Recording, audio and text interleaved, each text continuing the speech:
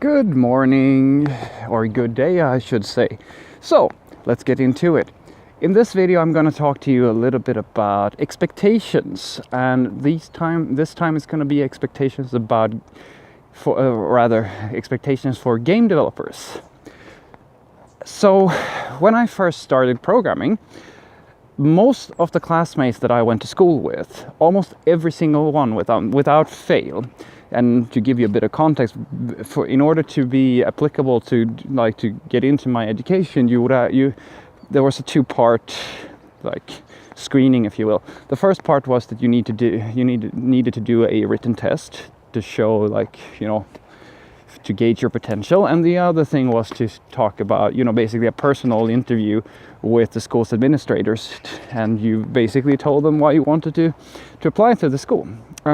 Almost every single one, I would say almost 50% of my classmates, at least the first year of a lot of people quit by the second year, but 50% of the first class had the same answer. Why do you want to be a programmer? And they said, I want to build computer games. And I can absolutely relate to that. I myself am a big fan of computer games. I've played computer games since I was 8.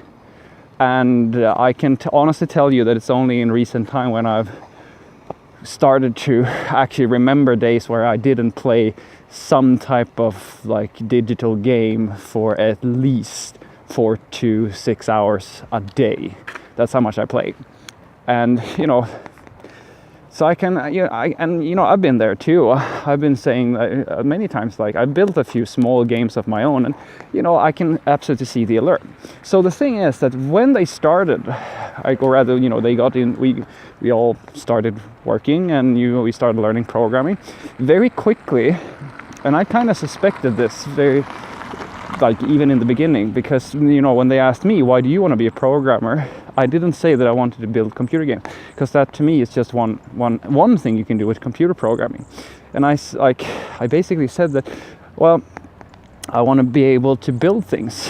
I want to be able to help people. I want to be able to be this solver of problems, if you will. And the thing is with computer games programming is that I think that people make the mistake that they think that just because you love playing computer games, you're gonna love building them, because those are two very different things. Building a computer game and playing one, that's not the same thing. And that was exactly what my dear classmates figured out very quickly.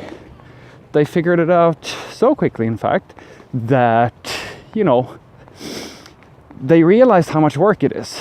They realized that there are more than a few hours put into every single computer game that you play. And the problem is that most people don't realize, or rather they didn't realize just how much work. I mean, I remember our first written exam, and there was this little group of guys, and I think there was even a girl in there as well, who were trying to build their own game.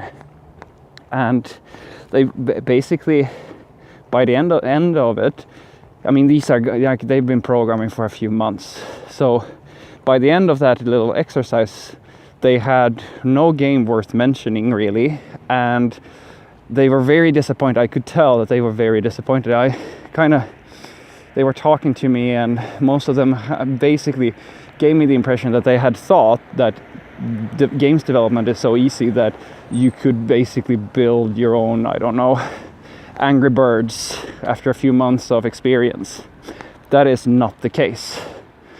Maybe you can do something a little bit fancier, because the guy, there was this, I remember so well, one of my classmates made his own tower defense app, and it was great, but it took him all summer to build it, virtually.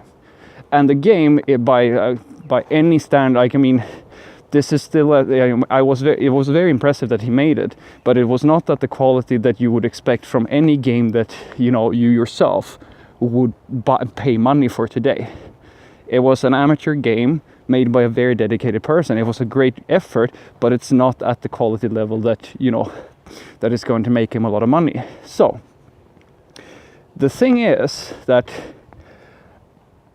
I think that something people may or may not fail to realize is that I was actually asked by my friend the other day about this. We were at this bar quiz for nerds, basically. Blizzard Universe quiz at one of the pubs here, where we were talking. You get a bar quiz about Blizzard, basically. And so we were watching on some esports, and I think it was a Dota game. And he said, "Well, okay." We were talking about building that game, and he asked me, "So Freddie, can you build that game?" Kind of,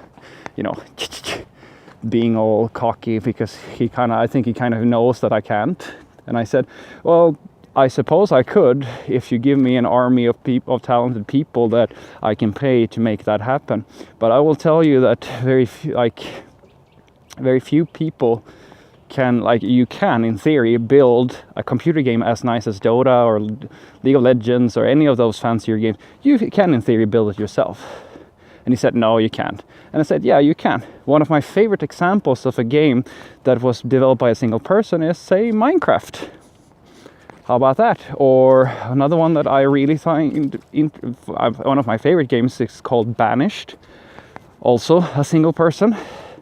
And the quality of the game is really high." And he said, "Oh, no, you can't be serious." And I said, "Well, it took them several years.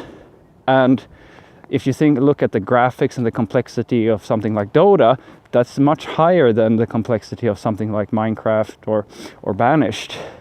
But it's still a really good game. That doesn't take away from it." So I said, the thing is that very few, all those credentials that you ignore at the end of your computer game, all those names, that's the amount of people it takes to build something like Assassin's Creed or Far Cry, that's the amount of people it takes. All of those people. So when you start thinking about being a games developer, you have to start small. Think of it as how do I put it? As the thing that you can build by yourself as a single individual is very often not going to be at the level of these really, really, really advanced games. So that's some of the titles I was mentioning earlier. But you will be able to build games. And I actually see this pattern in companies who start developing games, basically, where I see that most game companies, they start out small. You create a small game of some sort. Usually nowadays it's very popular to build a mobile game, something very small, and maybe then you can get some revenue from that game and you can start building more advanced things. You have to grow the company because you need more people. The fancier game you want to build, the more people you're going to need, because it simply takes too long to build really high quality games when you have a few people. It's not that it can't be done, it's just that it will take you so long to do. So my favorite example of how you can actually iteratively create more and more advanced games is a game called Magicka. I think that it proves to me it proves one of my favorite points about gaming in general. A game doesn't have to be very big or have very fancy graphics to be really cool and be really good. To me, that's sort of game. And if you accept that, you're going to set yourself up for basically reasonable expectations. Because trust me, you can build some really cool games. But if you think that you're going to sit down, learn programming in a year, and then start building something as fancy as, Dota or Far Cry or so forth, then you're kidding yourself. I think the closest thing you can possibly get to building that something like as fancy as that in a short amount of time is by using something like Unity or the like. But I don't want to discourage you from building computer games because I think it's a great profession and I think it's a lot of fun. I mean, I build my own games, but they're much smaller, like small games. And that's where I want you to put your mind.